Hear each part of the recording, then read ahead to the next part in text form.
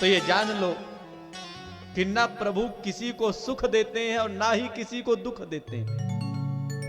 कि ना भुक्तम क्षीयते कर्म जन्म कोटि सतैरपि अवश्यमेव भुंक्तव्यम् कृता कर्म शुभाशुभम। जो कर्म किया है वो तुम्हें भोगना पड़ेगा। इसमें प्रभु का क्या, जैसा फल बोगे जमीन में, जैसा बीज जमीन में डालोगे वैसा ही तो वृक्ष तैयार होगा, और जैसा वृक्ष तैयार होगा तो वही फल हमको प्राप्त होगा।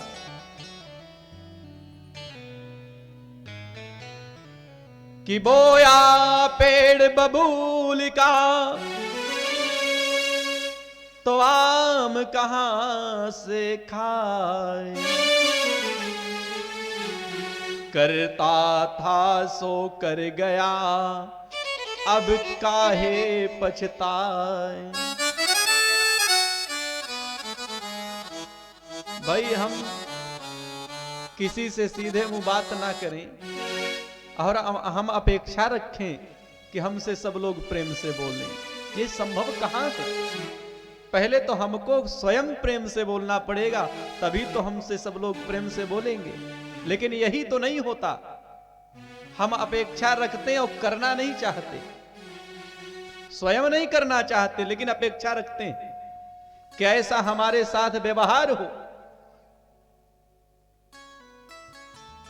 ना किसी को प्रभु दुख देते हैं, ना किसी को सुख देते हैं। ये सब अपने अपने कर्मों का परिणाम है, अपने अपने कर्मों का प्रतिफल है। तमाम ऐसे भी देखे होंगे कि धन संपत्ति उनके पास बहुत है, करोड़ों की संपत्ति है, और यदि कोई कहे करोड़ों की संपत्ति है लेकिन वारिस कोई नहीं,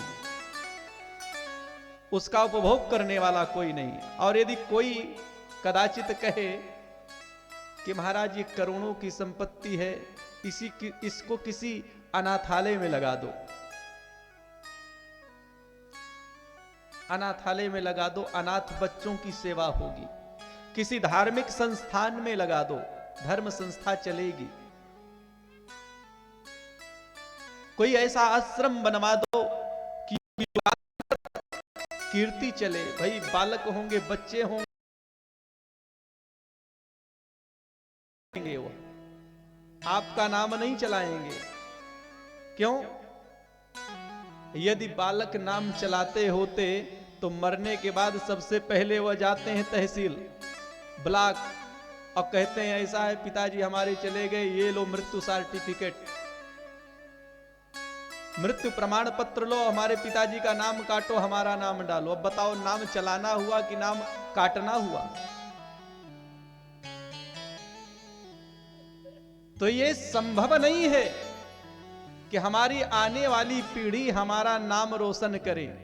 तो क्यों ना हम कुछ ऐसा काम करते चले कि आने वाली पीढ़ी नाम रोशन करे, चाहे ना करे हम स्वयं करते चले। लेकिन वो नहीं होता। करोड़पति हैं, अरबपति हैं, भगवान ने सब कुछ संपन्न कर रखा, अब आने वाली पीढ़ी मान लो कोई है नहीं। अच्छा, ऐसे लोगों के साथ ऐसी भी घटनाएं होती हैं कि धन संपत्ति सब भरा पड़ा है, पुत्र पौत्र भी हैं, लेकिन पूछो कि महाराज संपत्ति तो बहुत है, आपका ये लड़का, अब पता चला लड़का 28 साल का हो गया, हरकत बच्चों जैसी। देखा जाता है ऐसा।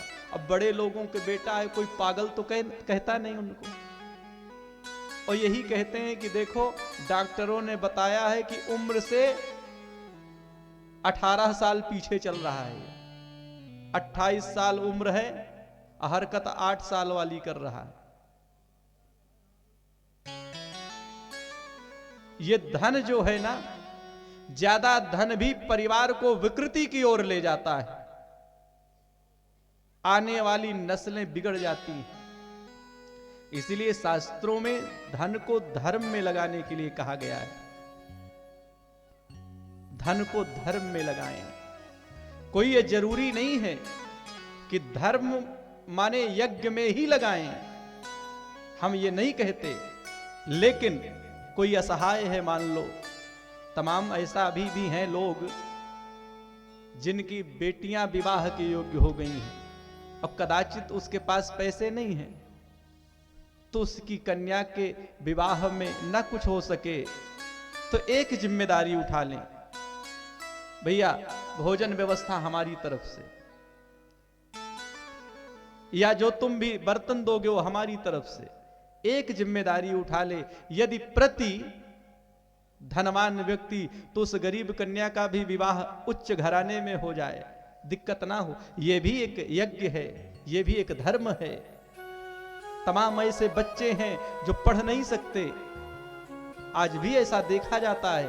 ये भारत की व्यवस्था ऐसी व्यवस्था है, कृषि प्रधान देश रहा है, आर्थिक संरचना ऐसी है कि यहां गरीब हर गांव में, हर नगर में और महानगर में भी मिलते हैं, तभी तो झोपड़पट्टी बना है। यदि वहां गरीब ना होते तो झोपड़पट्टी कहां से बनती, झुग्गी झोपड़ी कहां से बनती। तो हर नगर में, हर गांव में गरीब भी हैं और धनवान भी हैं, तो उनका, धनवान का यह कर्तव्य है कि उन निर्धन को भी साथ में लेकर के चले। आज कर्म हम करेंगे तो कल उसका फल मिलेगा, लेकिन हम चाहते हैं कि कर्म तुरंत करें और फल भी तुरंत मिले। ऐसा कभी होता थोड़ी है।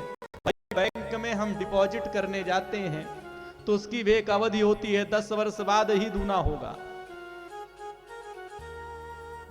10 वर्ष के बाद ही 2 गुना होगा।